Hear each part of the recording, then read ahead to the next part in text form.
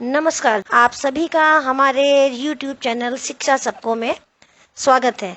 जैसा कि मैंने आपको लास्ट वीडियो में मापन संबंधी पाठ पढ़ाया था, तो आज मैं आपको मॉड्यूल 2 का चैप्टर 1 पढ़ाऊंगी, जिसका नाम है हमारे आसपास के द्रव्य। तो सबसे पहले मैं आपको बताऊंगी कि द्रव्य होता क्या है, मैटर क्या होता है।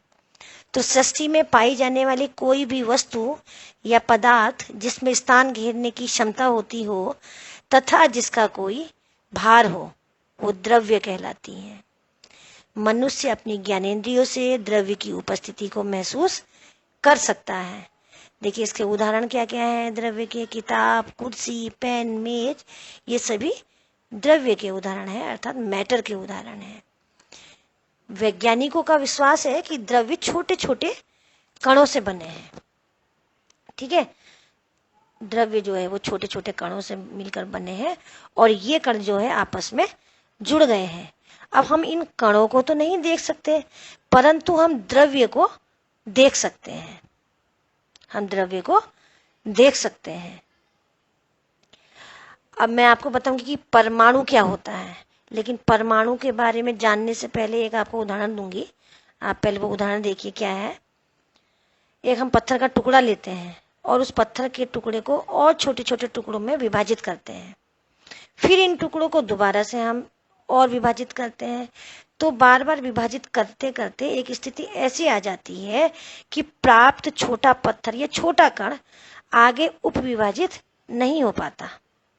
तो द्रव्य के इसी छोटे अविभाज्य कण को ही परमाणु कहा जाता है।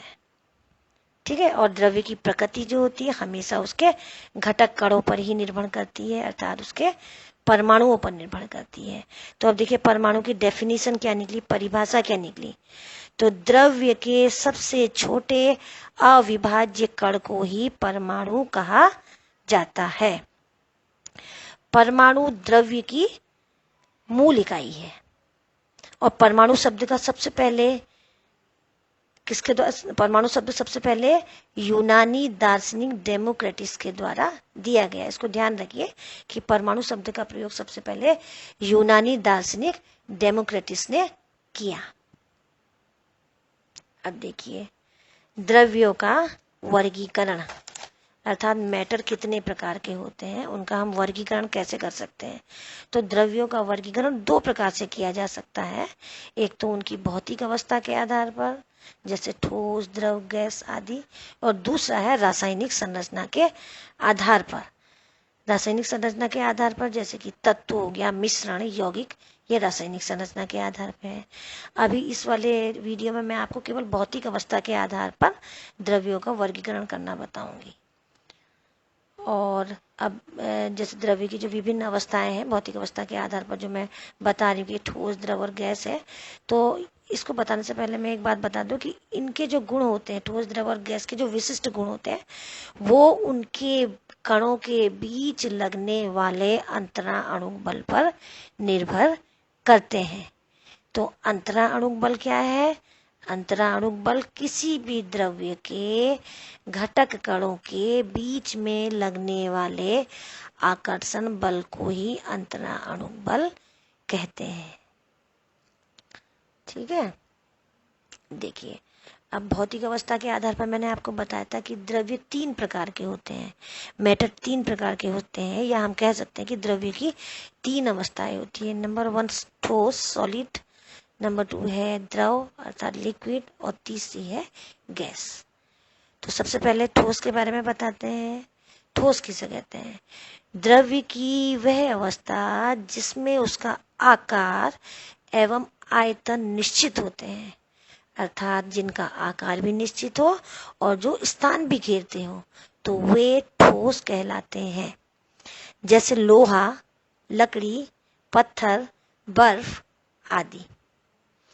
ऐसे पदार्थों के अणुओं के बीच अंतरा अणुक बल अत्यधिक होता है, अर्थात काफी प्रबल होता है, जिसके कारण ठोस के कण अत्यधिक निकट होते हैं और निकट होने के कारण इनका घनत्व भी उच्च होता है, यानी कि ये डेंसिटी ज्यादा हो जाती है, घनत्व ज्यादा हो जाता है अत्यधिक पास होने के कारण। ठोस असंपीड्य होते हैं, अर्थात इनको दबाया नहीं जा सकता। असंपीड्य इसलिए होते हैं क्योंकि ये ऑलरेडी कंजेस्टेड होते हैं, बहुत पास पास होते हैं, तो इनको हम दबा नहीं सकते। दूसरी अवस्था है, देखिए, द्रव्य की द्रव अर्थात लिक्विड।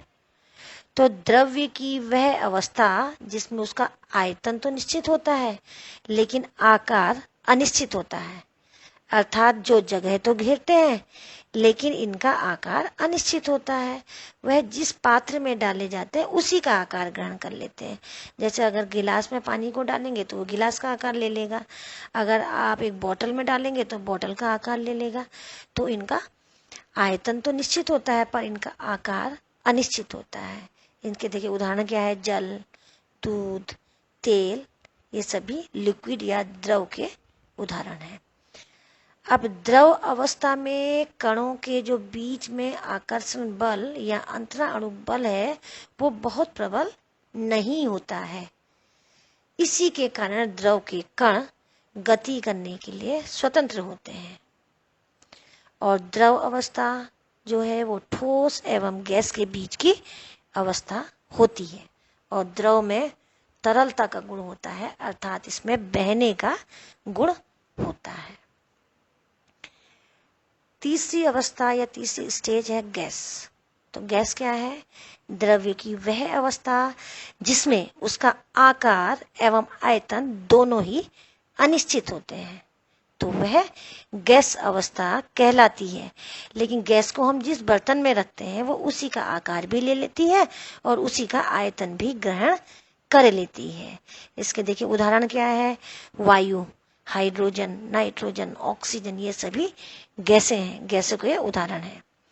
गैस अवस्था में जो कणों के बीच का आकर्षण बल या अंतराणुक बल होता है वो बहुत क्षीण या कम होता है, जिसके कारण ये कण आपस में अत्यधिक दूरी पर स्थित होते हैं तथा गति करने के लिए स्वतंत्र होते हैं।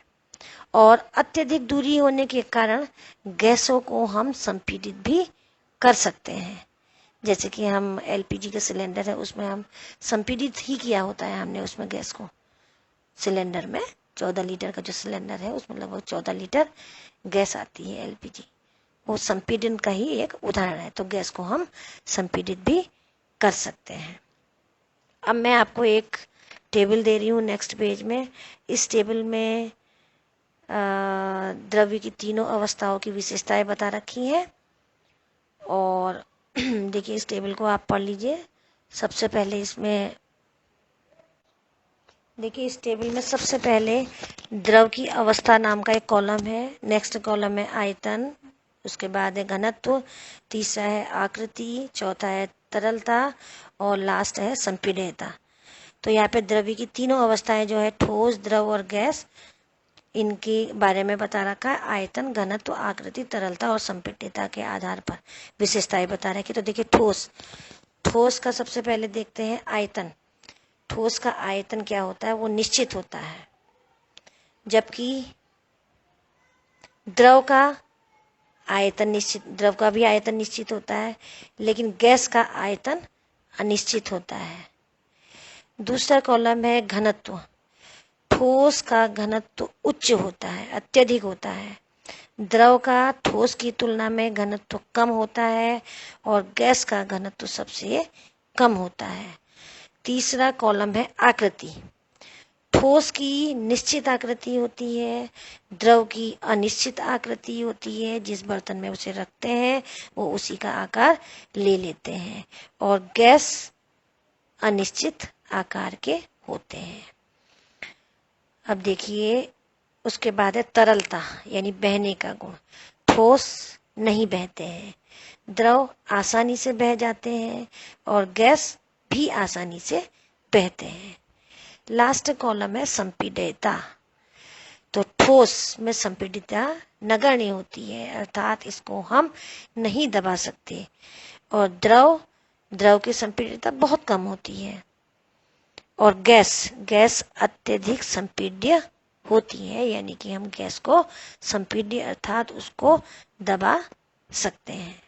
तो इस टेबल से आपको द्रव्य की तीनों अवस्थाओं की विशेषता भी पता चल गई होगी और आप इसी टेबल के आधार पर इन तीनों अवस्थाओं में अंतर भी कर सकते हैं। अगर आपसे प्रश्न पत्र में पूछा जाता है कि तीनों अवस्थाओं में क्या अंतर है, तो आप इस टेबल की सहायता से अंतर भी बता सकते हैं। तो यहाँ पर मैंने इतने टॉपिक आपको क्लियर कर दिए हैं। अब आप मेरी नेक्स्ट वीडियो का इंतजार करिए। तब तक के लिए धन्यवाद।